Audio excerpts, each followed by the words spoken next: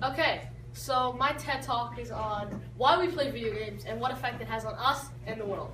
First, I'll explain why we play the games, and then I'll get to the effects. So one is competence. We play video games because it rests certain needs that we have. And the competence is the feeling of mastery.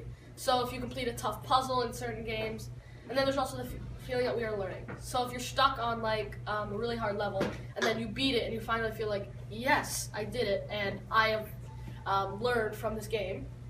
And also the feeling of completion. So if you have a really hard game, like Flappy Bird, and then you finally get really far in it, you beat your high score, you feel really accomplished. Some games like that would be Mario with all the hard puzzles, and of course I just mentioned Flappy Bird. Autonomy, which is basically the choices we make in the story. So we decide what's going on, and we decide what the story is.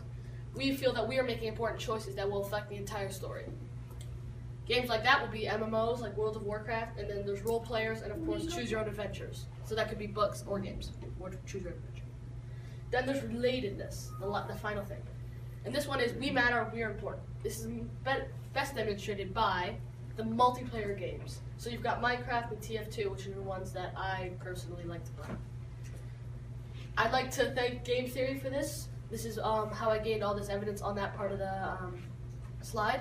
So basically, the reason we play the game is because it also makes us feel that we're having fun and we're enjoying it.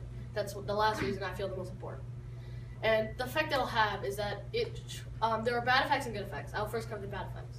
Bad effects are that, of course, education might start to slow down as we will want more tech and more games and then when we get these games, we will not stop playing these games until we complete them, putting homework off until the last thing. Some of the good effects are, though, that people get very good hand-eye coordination, which is extremely good for surgery and things like that. So that could be used to save some lives. Other things are sports. Is hopefully when we play some games, we'll be able to be ready and feel active when we play the games. Thank you. That is my TED Talk.